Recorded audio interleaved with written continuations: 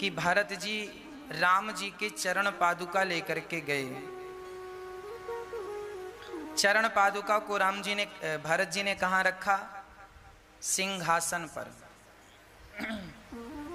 इसका अर्थ क्या है कि सिंहासन पर तो राम जी हों और सिंहासन पर राम जी को बिठाकर हम जो भी काम करें इस भाव से कि ये काम हमारा नहीं, ये काम राम जी का है। जब हम इस विश्वास से काम करेंगे तो निश्चित हमारा कल्याण होगा। आज व्यक्ति थोड़ी सी उपलब्धि प्राप्त कर लेता है, थोड़ा सा यश प्राप्त कर लेता है तो वह अहंकार में डूब जाता है। थोड़ी सी रामचरितमानस में लिखा है, क्षुद्र नदी जल भरी तो राई, अर्थात छोटी छोटी नदियों में थोड़ा सा पानी गिर जाता है ना तो बाढ़ आ जाती है। जबकि कितना भी पानी बरस जाए पर समुद्र में बाढ़ नहीं आती। छोटी छोटी नदियां जो होती हैं ना, थोड़ा सा पानी पा करके उफनने लग जाती हैं, अपनी मर्यादाओं को भूल जाती हैं। गर्मी में सूखी पड़ी थी और जरा सा पानी गिरा तो बाढ़ आ गई।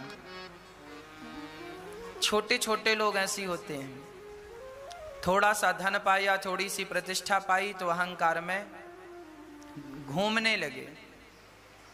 अहंकार किन्हें आता है और अहंकार आने की संभावना किसे है?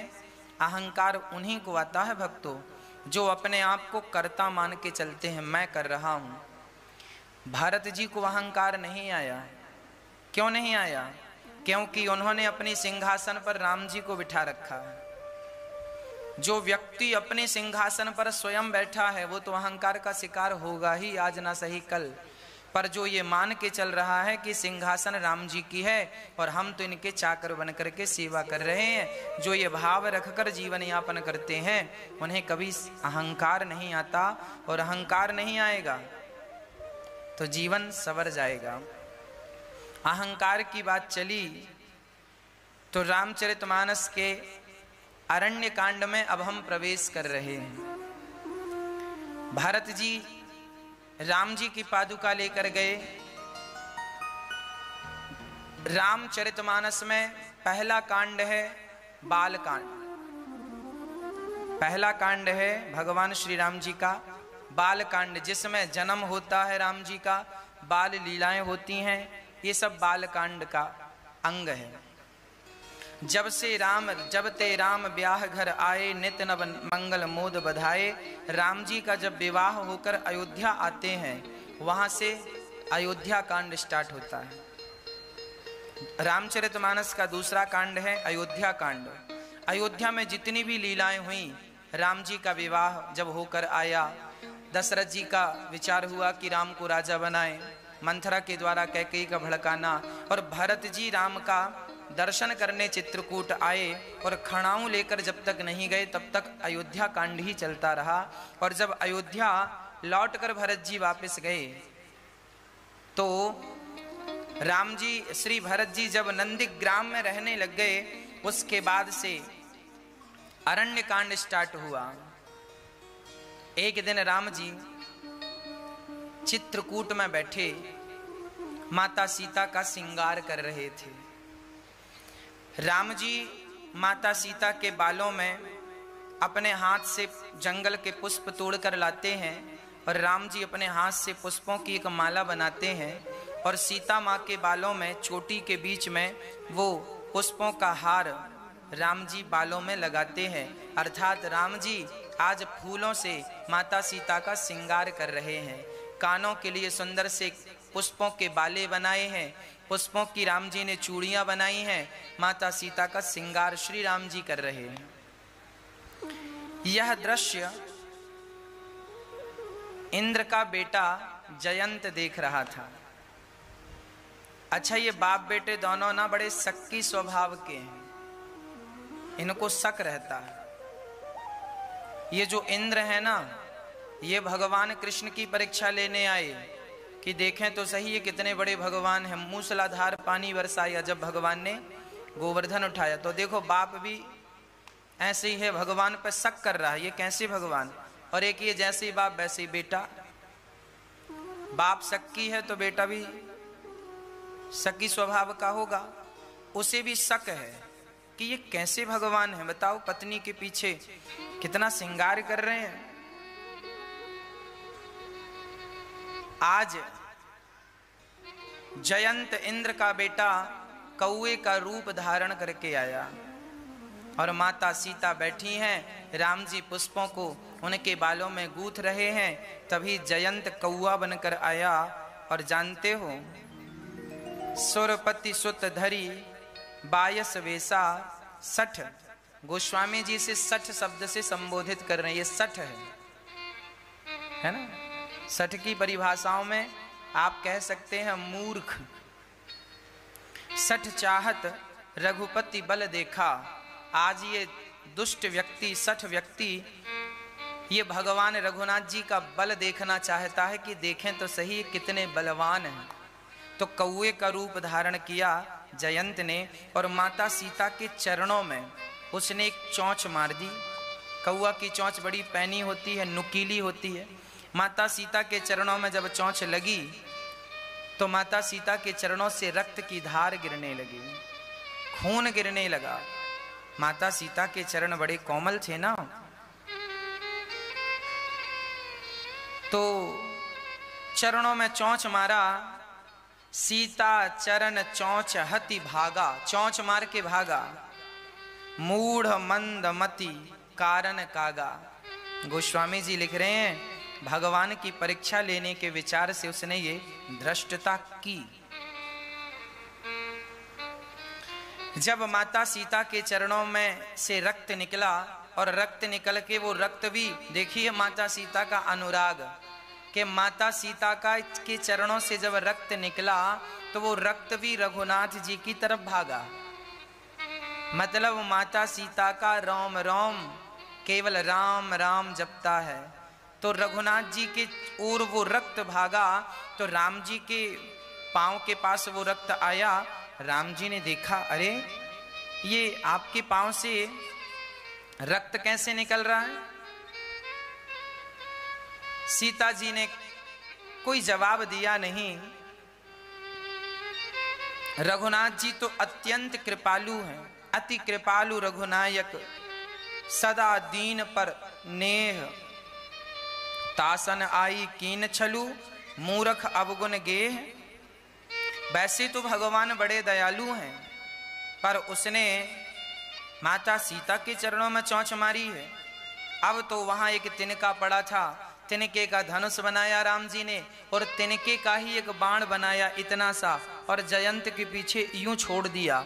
वह बाण ब्रह्मास्त्र बन गया और वो भागा जयंत को मारने के लिए। अब जयंत ने पलट कर देखा तो ब्रह्मास्त्र आ रहा था और ऐसा ब्रह्मास्त्र जिसे भगवान राम ने छोड़ा है। अब उससे रक्षा कौन करे। जयंत दौड़ा दौड़ा पिताजी के पास गया, इंद्र के पास। पिताजी बचाओ। क्या हुआ? बोले मैंने माता सीता के चरणों में चोंच मारी है और ये बाण लगता है रघुनाथ जी ने छोड़ा है। इंद्र बोले यहां से तुरंत निकल जा, रघुनाथ जी से पंगा लिया है, मैं रक्षा नहीं कर सकता, नहीं मेरी सिंहासन भी नष्ट हो जाएगी, तू चला जा यहाँ से, बेटा तो दूसरा हो जाएगा, सिंहासन दूसरी बार थोड़ी मिलेगी, चल भाग यहाँ से। और किसी से पंगा लिया होता तो मैं तेरे पक्ष में झगड़ा करता, पर तू राम जी से पंगा लिया, चल निकल जा। पिता ने घर से निकाल दिया, निकल। ब्रह्मा जी के पास गया, ब्रह्मा जी ने कहा बाहर बाहर, अंदर आने की जरूरत नहीं, बाहर बाहर। शंकर जी के पास गया, सबने बाहर का रास्ता दिखाया। अरे पंगा भी तुमने किससे लिया है? यदि भगवान का अपराध किया होता ना तो भगवान तुम्हें क्षमा कर देते, पर भगवान का अपराध नहीं किया। भगवान के सीता माँ कौन है? भक्त हैं, भक्ति स्वरूपा हैं। भगवान का अपराध कोई कर दे तो भगवान उसे क्षमा कर देते हैं, पर भगवान के भक्त का कोई अपराध कर दे तो भगवान उसे कभी क्षमा नहीं करते। जयंत यहाँ से वहां, यहाँ से वहां जब भागा तब नारद देखा बेकल जयंता, लागे दया कामल चित संता। नारद जी ने देखा कि ये जयंत पूरी दुनिया में यहाँ से वहाँ भाग रहा है। तब संत हृदय था। नारद जी तो दयालु हैं, संत हैं, और संत वैसे भी स्वभाव से दयावान होते हैं। नारद जी को बड़ा दर्द हुआ, दया आई, बुलाया, ए जयंत यहाँ आओ। क्या हुआ बेटा, तू क्यों यहाँ से वहाँ भाग रहा है? नारद जी बचा लो मुझे, मैंने अपराध कर दिया है। माता सीता के चरणों में चोंच मारी और रघुनाथ जी का मैं बल देखना चाहता था, ये बाण मेरे पीछे लग गया है, प्रभु मुझे बचा लो। तब नारद जी ने कहा एक ही उपाय है, तू बच सकता है। तो बोले कहाँ जाऊं? पिताजी के पास गया तो उन्होंने बाहर कर दिया, ब्रह्मा जी के पास गया उन्होंने बाहर कर दिया, शंकर जी अब कहाँ जाऊं? बोले तूने अपराध किससे किया है? बोले सीता जी का।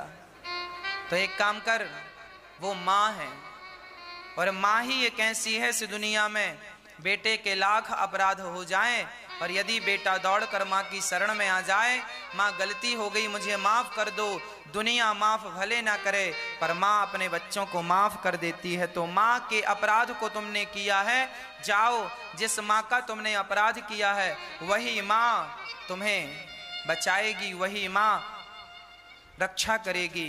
जयंत तुरंत जयंत सीता माँ के चरणों में आया, माँ मेरी रक्षा कीजिए, माँ रक्षा कीजिए। जयंत को देखकर माता सीता विकल हो गई, दुखी हो गई। बेटा क्या हुआ? माँ मैं आपकी शरण में हूँ, अपराध हो गया, मैंने आपके चरणों में चोंच मारी और राम जी ने बाण छोड़ दिया, ये बाण मुझे जला देगा, मैं मर जाऊंगा। तुरंत माँ भगवती ने, माँ सीता ने राम जी से प्रार्थना की, देखो जब तुम माँ की शरण में जाओगे ना तो माँ स्वयं राम जी से कहेंगी, राम जी हमारी सुने भले ना सुने, पर जब हम माँ की शरण में जाएंगे तो माँ तो राम को, पत्नी पति को मना लेती है, पत्नी पति को मना लेती है।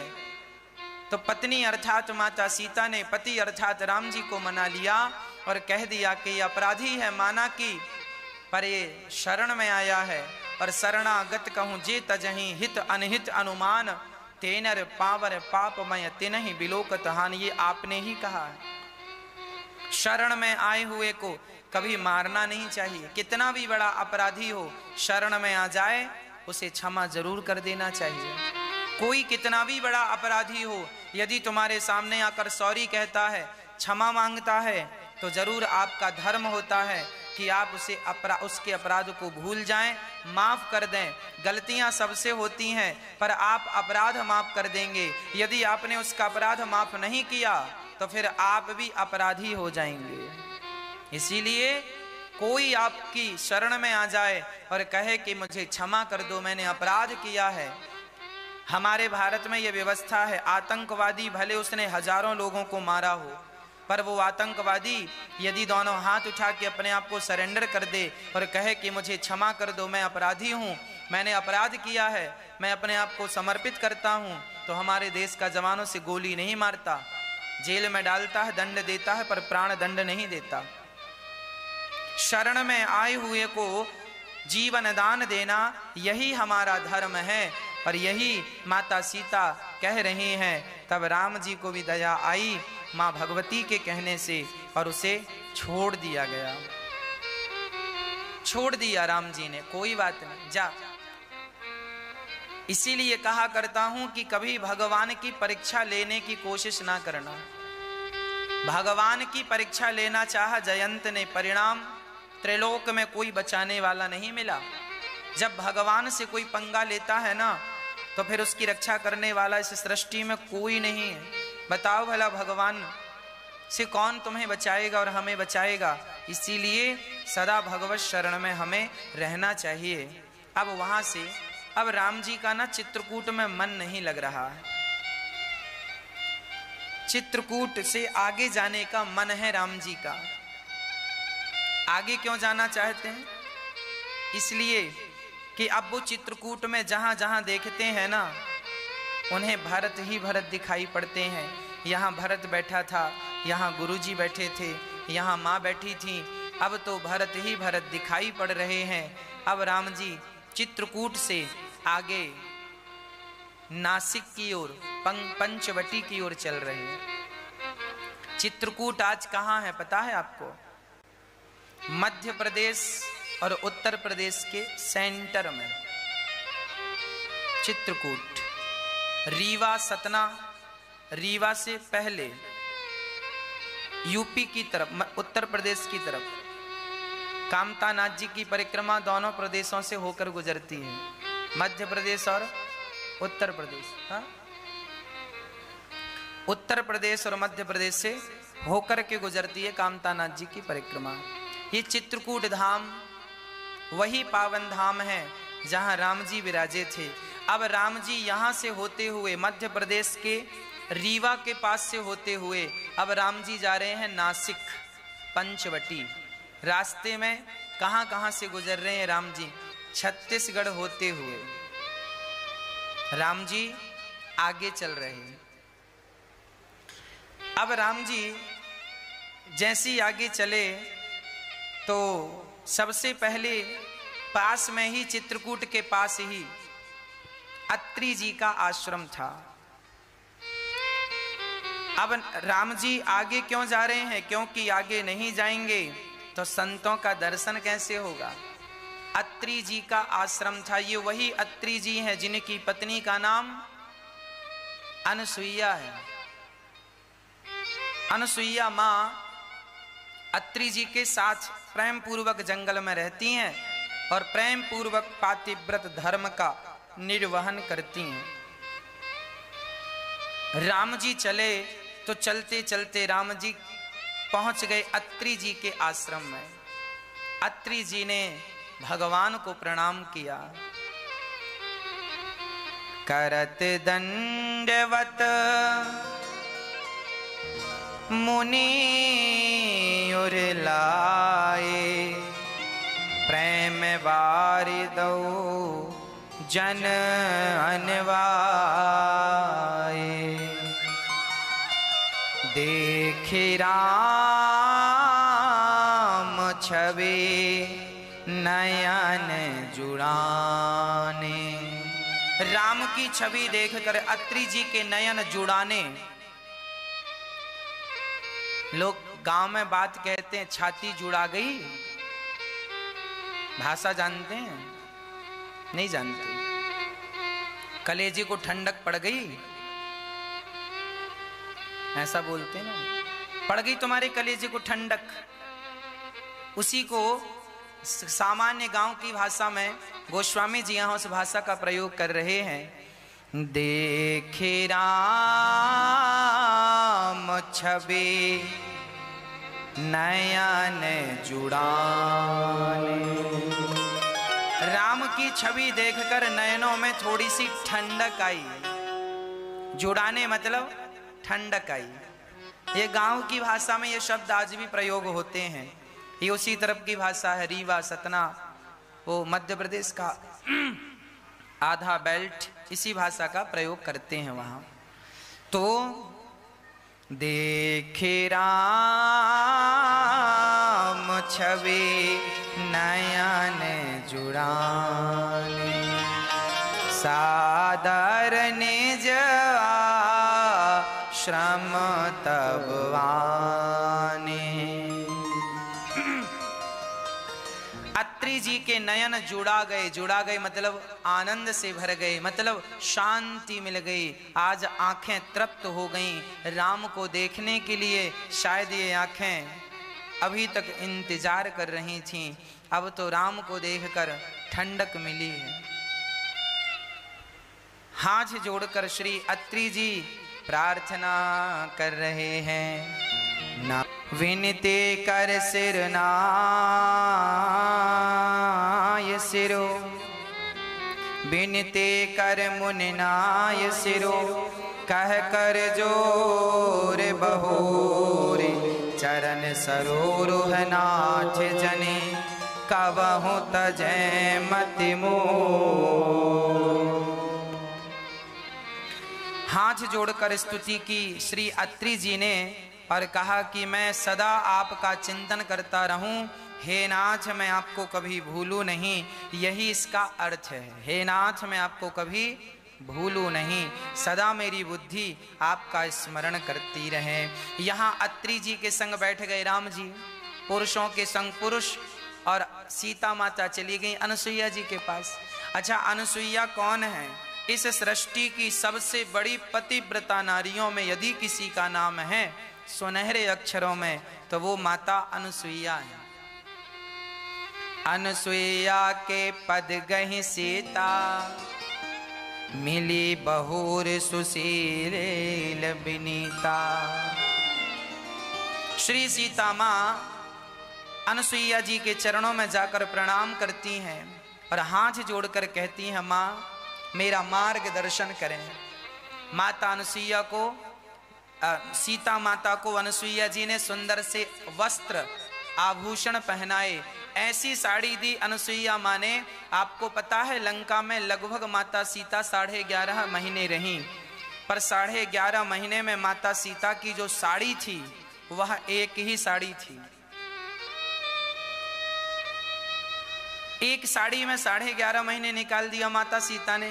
वो साड़ी कोई सामान्य साड़ी नहीं थी।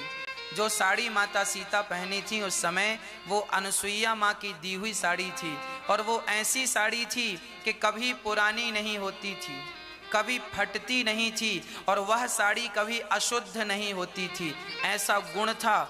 देखिए तपस्वियों के सामान अद्भुत होते हैं, है ना। तो ये माँ अनसुईया के दिए हुए वस्त्र आभूषण सुंदर श्रृंगार कर दिया अनसुईया जी ने, और सामने बिठाकर माता अनसुईया को सबसे बड़ा श्रृंगार दिया। स्त्री का सबसे बड़ा श्रृंगार कौन सा है बताओ मैया? ओ मेरी माँ, मैया बताओ स्त्री का सबसे बड़ा श्रृंगार कौन सा है? मैया जी कौन सा है बताओ? कौन सा श्रृंगार सबसे बढ़िया है?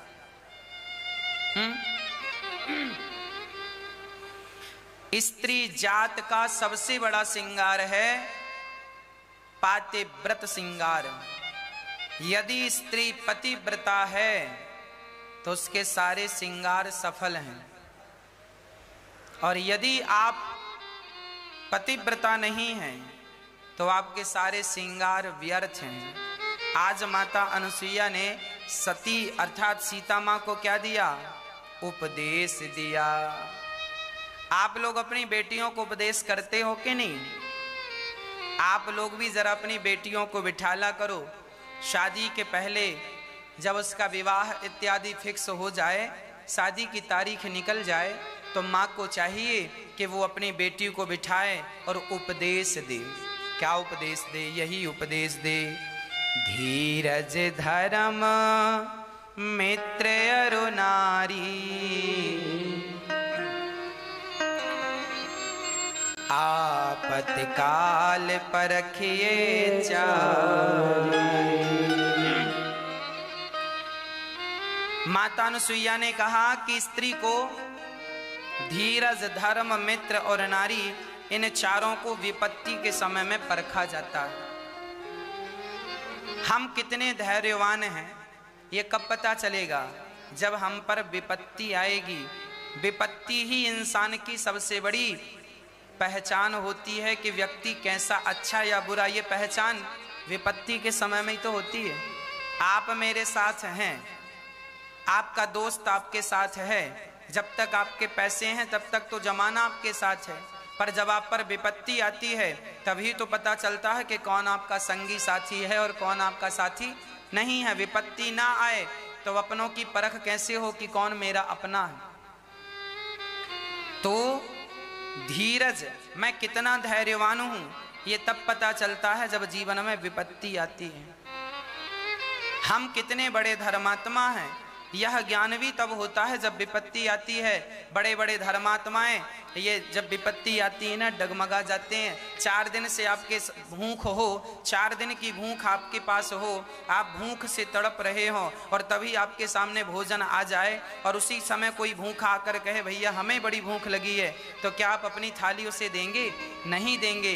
पर राजा रंतिदेव ने लगभग 50-60 दिन की भूख को सहकर भी चांडाल को भोजन कराया था। मतलब धर्म की परीक्षा भी विपत्ति के समय में होती है, और मित्र की परीक्षा भी विपत्ति के समय में होती है, और पत्नी स्त्री की परीक्षा भी विपत्ति के समय में होती है। बहुत सारी स्त्रियां ऐसी होती हैं कि पति पर संकट आता है तो छोड़कर चली जाती हैं, और बहुत सारी स्त्रियां ऐसी होती हैं कि पति के संकट आने पर अपने आप को पति के हवाले कर देती हैं, अर्थात मैं आपके साथ बिल्कुल खड़ी हूं, कंधे से कंधा मिलाकर आप और हम दोनों आगे चलें। अपने पति के दुख में अपने आप को मिला देना, अपने आप को जोड़ देना, यही पत्नी का धर्म है।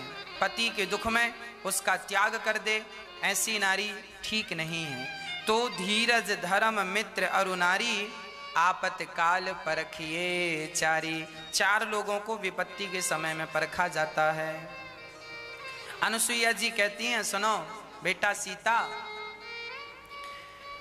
बेटी सीता सुनो, हम सभी नारियों को पतिव्रता होना चाहिए।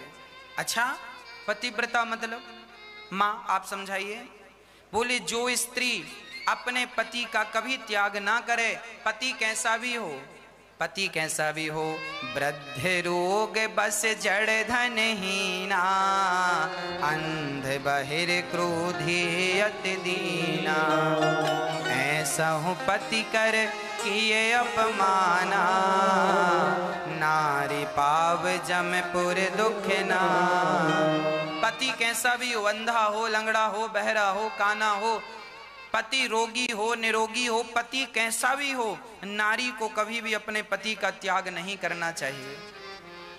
ये हम नहीं कह रहे हैं, अनुसुईया माँ कह रही हैं, हम तो केवल व्याख्या कर रहे हैं। क्या कह रही है माँ? पति कैसा भी हो मैया, अंधा हो, लंगड़ा हो, बहरा हो, काना हो, कभी भी स्त्री को अपने पति का त्याग नहीं करना चाहिए। एक लड़का मेरे पास आया, बोले गुरुजी हमारी पत्नी मायके चली गई। हमने कहा क्यों मायके चली गई? बोले गुरुजी हमसे रोज कहा करती थी होटल ले चलो खिलाने, होटल ले चलो खवाने, होटल ले चलो। हमारा इतना बजट नहीं था कि होटल में खवाएं, भाग गई मायके। एक सज्जन बोले महाराज जी हमारी पत्नी रोज कहती थी कुल्लू मनाली ले चलो घुमाने, कुल्लू मनाली ले चलो घुमाने, हम नहीं ले गए, सो मायके चली गई। कलयुग में ऐसी पत्नियां हैं। अब बताओ, पति कैसा भी हो, अंधा हो, लंगड़ा हो, बहरा हो, गरीब हो, शादी के पहले ही तुम्हें सब देख लेना चाहिए कि अंधा तो नहीं है, लंगड़ा तो नहीं है, बहरा तो नहीं है, गरीब तो नहीं है। जब शादी कर लिया, माला मंगल सूत्र पहन लिया, उसके नाम की मेहंदी रचा ली, अब धर्म कहता है कि वो तुम्हारा भगवान हो गया। वो कैसा भी है, शादी के पहले तुम्हारी आंखें कहाँ थीं? तुमने क्यों नहीं देखा, क्यों नहीं मुआयना किया, क्यों नहीं निरीक्षण किया, सब प्रकार से क्यों नहीं देखा परखा? अब शादी हो गई, अब वो हर प्रकार से शास्त्र कहते हैं वो तुम्हारा भगवान है। इसीलिए अब पति जैसा भी है उसी के साथ बची हुई जिंदगी निर्वहन करना चाहिए। एक 50 साल की मैया मेरे पास आई, गुरुजी क्या हुआ? बोले मैं पति से परेशान हो गई हूँ, 50 साल की हो गई हूँ, अब मुझे तलाक चाहिए। मैंने कहा तुम्हारे बच्चे कितने हैं? बोले 2 बच्चे हैं, दोनों का विवाह हो गया, दोनों के बच्चे हो गए। लो, बेटों का विवाह हो गया, बेटों के भी बेटा हो गए, और बूढ़ी अम्मा कह रही है हमें तलाक चाहिए। हमने कहा मैया तलाक लेके करोगी क्या? अरे बोले उस आदमी ने जीवन में कभी सुख नहीं दिया, सारी जिंदगी तंग किया, परेशान किया, परेशान हो गई हैं हम उससे, अब तलाक लेना चाहती हैं। हमने कहा मैया गई बहुत थोड़ी रही, बहुत सारी तो गुजर गई तुम्हारी जिंदगी, अब थोड़ी सी बची है। हाथी निकल गया है, पूंछ पूंछ बची है, ये पूंछ भी निकाल लो। भागने से क्या होगा, पहले ही निर्णय ले लेते कुछ। शास्त्र कहते हैं पति कैसा भी हो, तुम्हारा पति बुरा है तो कोई बात नहीं, शास्त्र यह कहते हैं कि हमने ही जीवन में इस जन्म में ना सही, पिछले जन्म में हमसे कोई पाप हुए होंगे, उसी पापों का दंड ये मिला कि पति ऐसा मिला। ये जो बुरे पति होते हैं ना, बुरी पत्नी है, बुरा पति है, ये बुरे पति और पत्नी नहीं होते, तुम्हारे कर्म बुरे होते हैं, वही बुरे कर्म तुम्हारा पति बन करके खड़ा हो जाता है, वही तुम्हारे बुरे कर्म तुम्हारी पत्नी बनकर खड़े हो जाते हैं, और उसी का दंड तुम्हें मिलता है। तुम्हें लग रहा है पति दुख दे रहा, पति नहीं, किसी जन्म के तुम्हारे बुरे कर्म पति बनकर प्रकट हो गए। जो पति है वो पति नहीं है, तुम्हारा कर्म ही तुम्हारा पति है। तुम्हारा बेटा नहीं है, बल्कि तुम्हारा कर्म ही तुम्हारा बेटा है। बुरा कर्म तो बुरा बेटा, अच्छा कर्म तो अच्छा बेटा। बुरा कर्म तो बुरा पति, अच्छा कर्म तो अच्छा पति। पति कैसा भी हो, नारी का धर्म है अपने पति की सेवा करनी चाहिए। हर प्रकार से पति की सेवा करे। जो नारी अपने पति को छोड़ करके पर पुरुष में मन लगाती है, जो नारी अपने पति को छोड़कर चुपके चुपके किसी दूसरे पुरुष को ताकती है, देखती है, उससे संबंध बनाती है, ऐसी नारी घोर नरक में जाती है, घोर नरक में पड़ती है। रामचरितमानस के आरण्य कांड में ये बात लिखी है। आप समय मिले तो दोहा नंबर 4 और 5 के बीच में जो चौपाइयां हैं, अनुसुईया माँ का उपदेश यही है, आप अच्छे से पढ़ लेना। ये अनुसुईया माँ कह रही है, एक पतिव्रता नारी कह रही है। इसीलिए आप समझ लीजिएगा, यदि स्त्री अपने पति को छोड़कर किसी पर पुरुष से संबंध रखती है, वह घोर नरक जाती है और कई जन्मों तक उसे बड़ा दंड मिलता है। इसीलिए नारी पतिव्रता। देखो क्या लिखा है, पतिवंचक पर पतिरति कराई, रौरव नरक कल्प सत पराई। जो नारी अपने पति को छोड़ करके पर पुरुष से संबंध रखती है, ऐसी नारी रौरव नरक में पड़ती है। और कितने दिन तक रहती है? बोले कल्प सत, 100 कल्प। 100 कल्प जानते हैं कितना बड़ा होता? एक कल्प में 1000 बार सतयुग त्रेता द्वापर कलयुग बीत जाते हैं। कलयुग की आयु कितनी है? 4,32,000 वर्ष। ऐसे सतयुग त्रेता द्वापर कलयुग, सतयुग त्रेता द्वापर कलयुग, ऐसे 1000 बार जब 4 युग बीत जाते हैं तब एक कल्प होता है। और ऐसा इसमें गिनती है 100 कल्प। 100 कल्प तक वह नारी घोर नरक में रहती है जो अपने पति को छोड़ करके पर पुरुष से संबंध रखती है। और यही स्थिति पुरुषों के लिए भी है। यदि पुरुष अपनी पत्नी को छोड़कर पराई स्त्री से संबंध रखता है तो वह भी 100 कल्प तक नरक में ही वास करता है। स्त्री और पुरुष दोनों के लिए सेम सेम है। इसीलिए नारी भी अपने पति के साथ प्रसन्न रहे और पुरुष भी अपनी पत्नी के साथ ही प्रसन्न रहे।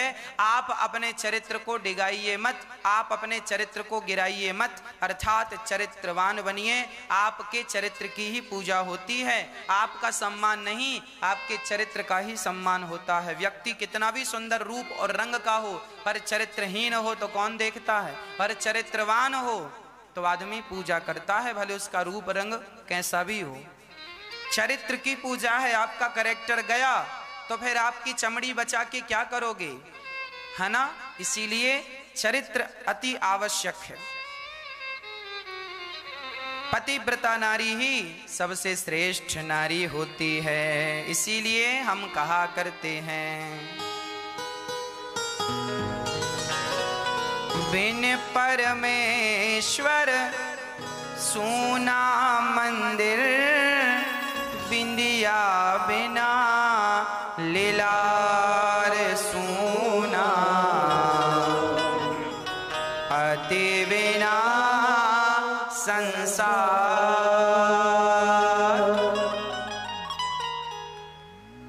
पति ही जप है, पति ही तप है, पति ही है करता। नारी के लिए उसका पति ही जप है, नारी के लिए उसका पति ही तपस्या है। ये अनुसुईया जी कह रही हैं सीता माता को, पति ही जप है, पति ही तप है, पति है करतार। पति से ही पत इस तन की है, पति बिन विपति हजार। सुना पति बिना संसार। एक पति व्रत रहे जगत में, सब व्रत हैं बेकार। बिन पति व्रत के नारी का तो जीवन है बेकार। सुना पति बिना संसार। नारी का एक ही धर्म है, केवल पति से प्रेम करे और पराये पुरुष को या तो अपने पिता की दृष्टि से देखे, या तो अपने भाई की दृष्टि से देखे, या तो अपने पुत्र की दृष्टि से देखे। देखो हमारे शास्त्र आपके लिए कितने। अच्छा ये बताओ, जो आज की हमारी बहनें हैं, मॉडल जमाने की जो हमारी बहनें हैं, आपसे मेरा सवाल है, बताइए यदि हमारे शास्त्र कह रहे हैं कि आप चरित्रवान रहें अपने जीवन में, तो क्या शास्त्रों की ये बात गलत है? क्या आपके लिए गलत कह रहे हैं? शास्त्र कह रहे हैं कि आप चरित्रवान रहें, तो क्या ये बात गलत है? क्या आपका भविष्य इसमें खतरे में आ जाएगा? और आज के फिल्मी लोग, जिसको आप सुपर डुपर स्टार मानते हैं, बड़े बड़े हीरो हीरोइन, ये लोग आपको क्या बताते हैं? उन लोगों का चरित्र कैसा है आप देख लीजिएगा। इस पुरुष के संग कुछ दिन रहती हैं, फिर दूसरे के संग रहने लगती हैं, फिर तीसरे के संग रहने लगती हैं। उनका तो कोई सिर पांव है ही नहीं, कभी यहाँ कभी यहाँ। तो आज की हमारी बहनें, सामान्य घर की बहनें, संस्कारी लड़कियां जब टीवी देखती हैं और पिक्चर देखती हैं और देखती हैं ये हीरोइन इसके संग भी रही, इसके संग भी रही, तो वो सोचती है कि जब ये पढ़ी लिखी और ये यहाँ पे जाकर नाम शोहरत पाकर ऐसा कर सकती हैं, तो वो सोचती मैं भी ऐसा करूं। मैं आपकी जानकारी के लिए बता दूं, वो गलत है, तुम सही हो। वो पैसा कमाने के लिए सब कुछ करते हैं, वो अपना चरित्र भी बेच देते हैं। वहां तो पैसों में चरित्र बिकता है। हाँ, जो फिल्म बनाने, फिल्मी दुनिया है जो हमारे भारत में, जहां पिक्चरें बनती हैं, करोड़ों हजारों करोड़ों की एक एक पिक्चर बनती है। ये पिक्चर बनाने वाले, अभी आपने सुना नहीं, कुछ दिन पहले एक ऐप आया था, उसके द्वारा लड़कियां अपनी अपनी बात कह रही थी, तो उसके मैंने भूल गया कोई ऐप का नाम। उसके माध्यम से जितनी हीरोइनें थी, अधिकांश हीरोइनों ने हीरो पर आरोप लगाया कि नहीं, किन्होंने मेरे साथ दुराचार किया, मैं शूटिंग करने गई। कौन सा ऐप था? हाँ, मीटू ऐप के माध्यम से हर हीरोइन ने अपनी बात रखी और हीरो पर, बड़े बड़े सुपरस्टारों पर आरोप लगाया कि नहीं, कि इन्होंने मेरे साथ शूटिंग के वक्त इन्होंने मेरे साथ अश्लील हरकत की। बड़े बड़े लोगों का नाम आया, लेकिन जब वो बदनाम होने लगी तो उस ऐप को ही बंद करा दिया। आपको क्या लगता है ऐसी बड़ी हीरोइन हो जाती हैं, ऐसी बड़े हीरो हो जाते हैं?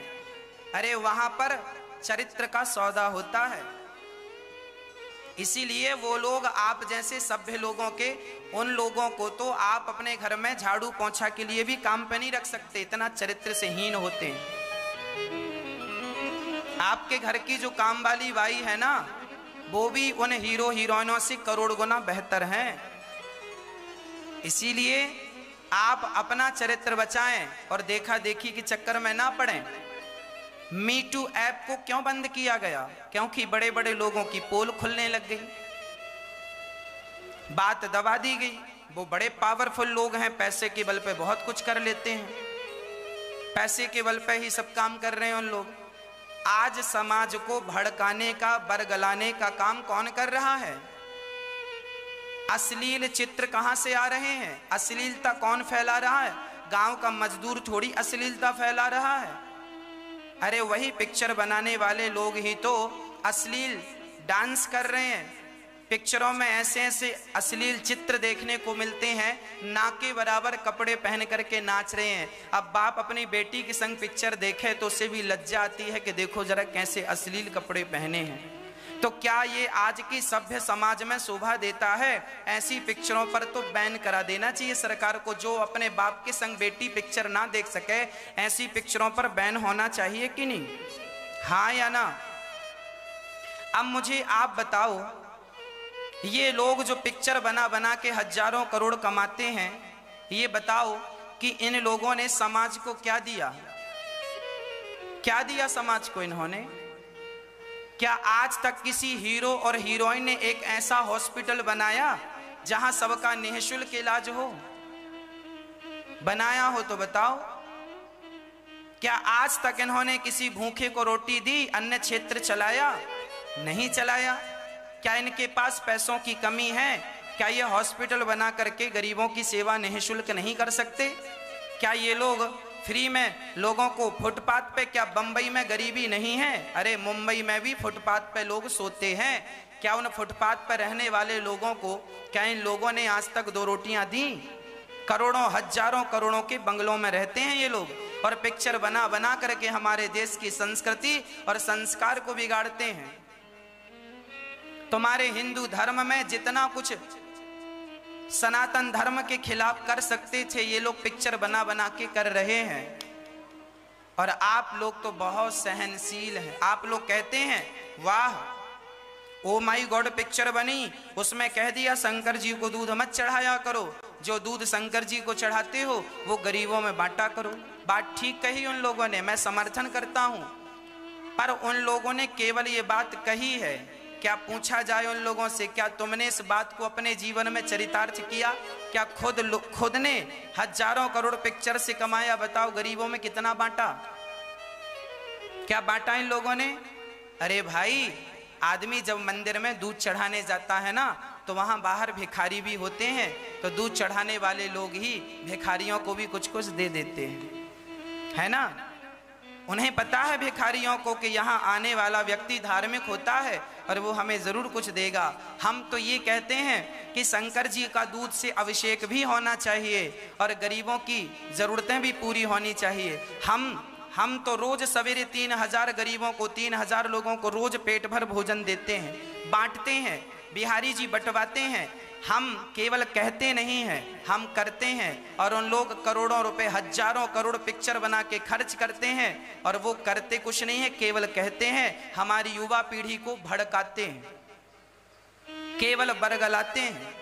उनसे पूछो कि उन्होंने कितना खर्च किया। क्या मुंबई में फुटपाथ पर सोने वाले लोगों को, अरे और तो ठीक है, फुटपाथ पर सोने वालों के ऊपर कार चढ़ा देते हैं। क्या कार चढ़ाने के बाद गरीबों को मार नहीं डाला? एक बड़े हीरो ने, जिसको सुपरस्टार आप कहते हैं, क्या उस पर केस मुकदमा नहीं चल रहा है? पर पैसे के बल पर उसको जेल हो गई, पर पैसे के बल पर छूट गया। क्यों छूट गया? क्योंकि पैसा है।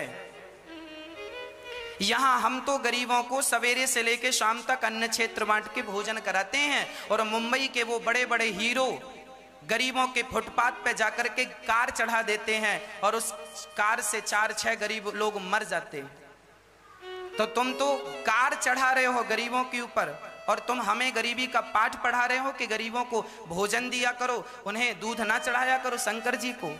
जो तुम कार से दबोच करके मार डालने वाले लोग हो, जो जंगल में जाके हिरणों का शिकार करने वाले लोग हो, तुम हमें उपदेश करोगे कि शंकर जी को दूध ना चढ़ाओ और गरीबों में बांटो। अरे हम तो बांट रहे हैं, तुम सीखो। तुम कितना बांट रहे हो? तुम्हारे बाप दादों ने कितना बांटा है? उपदेश करना सरल है मेरी माँ, लाखों करोड़ों पिक्चर बनाकर कमा लेना सरल है, पर जमीन में उतर के ये सारे काम कर लेना कठिन है। इन लोगों से कहो कि कहा ना करें, किया करें। हम कहते नहीं हैं, हम करते हैं।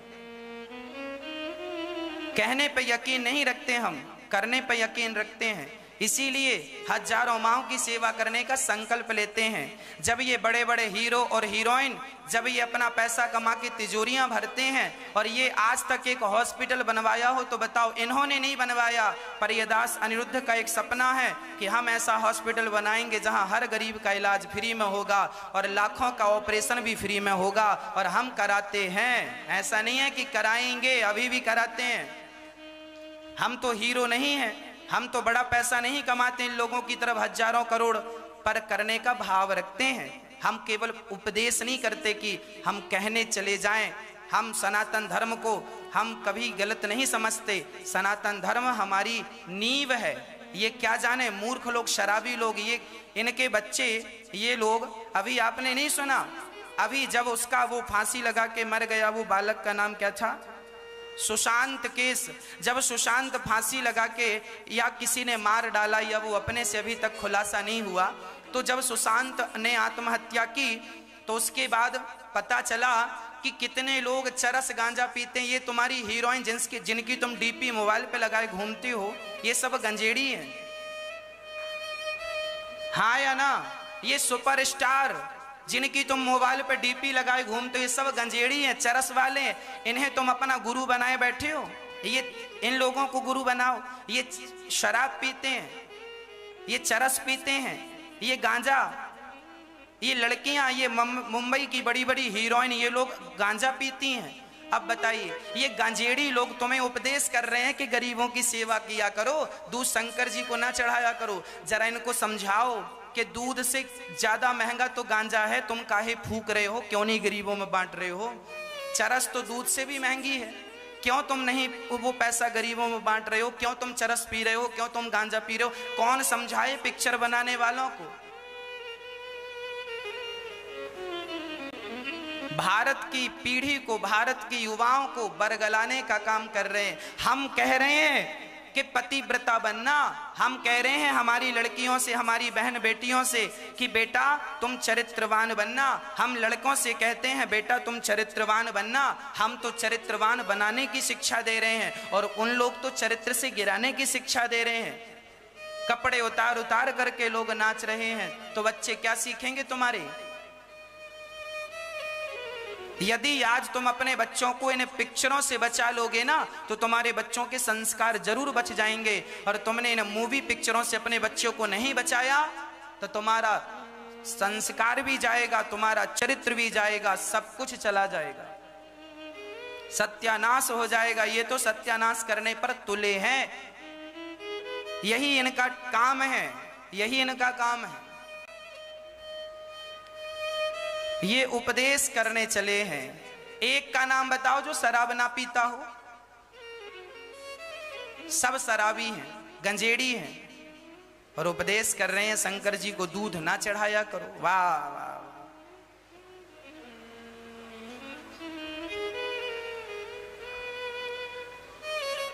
हाँ प्रिय भक्तों, शास्त्रों में लिखा है, एक सज्जन ने कहा महाराज जी हम वेद पुराणों को नहीं मानते। हमने कहा भैया पहले ये तो बताओ कि वेद पुराणों में लिखा क्या है। बोले हमें नहीं पता क्या लिखा है। हमने कहा जब वेद पुराणों को तुमने पढ़ा ही नहीं, सुना ही नहीं, तो खंडन करने का अधिकार कहां से आ गया? अरे पहले पढ़ लो, समझ लो, कोई बात गलत मिले तो उसका विरोध करो। वेदों में क्या लिखा सुनो। वेद का पहला वाक्य है मातृदेवो भव। वेद का पहला वाक्य क्या है? मातृदेवो भव। वेद कहते हैं कि अपनी माँ को भगवान की तरह रखो और भगवान की तरह सेवा करो। वेद कहते हैं पितृदेवो भव, पिता को भगवान की तरह रखो और भगवान की तरह सेवा करो। वेद कहते हैं चरित्रवान बनो। अब बताओ क्या वेद की ये तीनों बात गलत हैं? क्या वेद कह रहे हैं कि माँ की सेवा करो, तो क्या ये बात गलत है? हम कह रहे हैं कि माँ की सेवा किया करो, हम कह रहे हैं कि पिता की सेवा किया करो, तो क्या ये गलत है? हम कह रहे हैं कि चरित्रवान बना करो, अपने पति के साथ रहा करो, अपनी पत्नी के साथ रहा करो, पर पुरुष को ना देखा करो, पर नारी को ना देखा करो। हम ये समझा रहे हैं, तो क्या ये गलत है? और उन लोग पिक्चर बनाने वाले कभी इस लड़की को परेशान कर रहे हैं, कभी उस लड़की को परेशान, पिक्चर बना बना के। कौन जानता था कि बलात्कार क्या होता है? पिक्चरों में बलात्कार कर करके लोगों को दिखाया ऐसा होता है, अब तुम भी करो। हाँ, पिक्चरों में ही तो बताया गया। ऐसे कौन जानता था ये दुष्कर्म क्या होता है? पिक्चरों के माध्यम से सारी चीजें बताई गई, सिखाई गई, हाँ या ना? पिक्चरों के गाने बनते थे पहले, मुझे पीने का शौक नहीं, पीता हूं गम भुलाने को। अब बताओ ये गाने बनाकर क्या चाह रहे हैं ये लोग? एक तो मैं शराब नहीं पीता, पर वो गाने बज रहे हैं सवेरे से शाम तक, मुझे पीने का शौक नहीं, पीता हूं गम भुलाने को। तो जिसको गम है उसको लगता होगा यार हो सकता है कि पीने से शायद गम चला जाए, तो वो भी एक पैक मार लेता है। आज समाज को शराबी बनाने में सबसे बड़ा हाथ पिक्चरों का है। पिक्चर में बड़े बड़े हीरो शराब भरते हैं और एक दूसरे की गिलास से मिला मिलाकर शराब पीते हैं। जब पिक्चरों में बड़े बड़े हीरो शराब पिएंगे तो तुम्हारे बच्चे तो, ये तो व्हाट्सएप और फेसबुक वाले बच्चे हैं, इनको कितना ज्ञान होगा सोच सकते हैं। ये जब देखते हैं कि हीरो हीरोइन शराब पी रहे हैं तो बोले हम भी पिए, तो ये शराबी बन जाता है। आज तक शराब के विरोध में एक पिक्चर नहीं बनाई, और शंकर जी को दूध क्यों चढ़ाते हो इस पर पिक्चर कई बना डाली। दूध महंगा है कि शराब महंगी है बताओ? बोलो। दूध चढ़ाने से आज तक किसी का चूल्हा नहीं बुझा।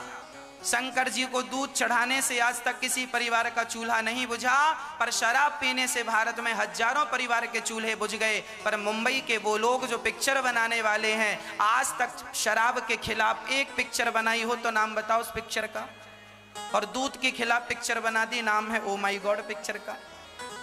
इनको समझाओ, समझाओ इन लोगों को कि भाई शराब के खिलाफ भी बनाओ। शंकर जी को दूध चढ़ाने से किसी का चूल्हा नहीं बुझा, शराब से चूल्हे बुझे हैं। पर कौन समझाए, किसे समझाएं? इसीलिए हाथ जोड़कर कहता हूं, अपने बच्चों को आप ही समझा दो। यदि समझा दोगे, मेरी ये बातें समझ में आ गई, तो कल तुम्हारा भविष्य उज्जवल होगा, नहीं तो बड़ा नुकसान है साहब। अभी मोबाइल पर यूट्यूब पर आप जब यूट्यूब पर कोई वीडियो देखते हैं ना, तो एक ऐड आता है जंगली रमी का। जुआ खेलते हैं उन लोग, जुआ खेलने का ऐड। अब सोचिए जुआ खेलने का ऐड यूट्यूब पर आने लगा। आप मोबाइल पर कोई भी वीडियो देखें तो उसमें जुआ खेलने का ऐड दे रहे हैं, और ऐड देने वाले भी वही बंबई के बड़े बड़े हीरो लोग हैं। अब सोचो, तुम्हारा सत्यानाश करने के लिए मुंबई में पूरी की पूरी गैंग बैठी है, जिन्हें तुम हीरो और हीरोइन कह रहे हो, ये कह रहे हैं जंगली रमी खेलिए, पैसा जीतिए, मतलब तुम जुआ खेलो और अपना सर्वनाश करो। कह रहे हैं मुंबई में, भारत में, ये जो मुंबई में वो लोग, मुंबई में अच्छे लोग भी हैं, मैं उन लोगों की बातें कर रहा हूं जो सनातन संस्कृति को नीचा दिखाने के लिए लाख कोशिश कर रहे हैं। जुआ खेलने का प्रचार ये कर रहे हैं, शराब पीने का प्रचार ये कर रहे हैं, लड़कियों को कम कपड़े पहना पहना करके टीवियों में ला करके हमारे देश में अश्लीलता ये लोग फैला रहे हैं। और आप लोग फिर भी कह रहे हैं कि बाबा लोग ढोंगी हैं। संत लोगों को आप बदनाम कर रहे हैं। संत तो कपड़ा पहन के चलता है। इसीलिए अपने आप को पहचानो, तुम भारतीय हो, तुम्हारी संस्कृति क्या है, तुम्हारे संस्कार क्या हैं। पिक्चर देख करके अपने चरित्र ना बिगाड़ो, अपने संस्कार ना बिगाड़ो। यही मैं कहना चाहूंगा। प्रश्न होना चाहिए इन लोगों से भी कि तुम जुआ खेलना सिखा रहे हो बच्चों को। इन लोगों पर तो बहुत तरीके से एक्शन होना चाहिए, सारे माँ बाप का एक्शन होना चाहिए। ये वही लोग हैं जो समाज को जुआ खिला खिला करके, शराब पिला पिला करके सर्वनाश करने पर तुले हैं। इसीलिए हमारे शास्त्र कह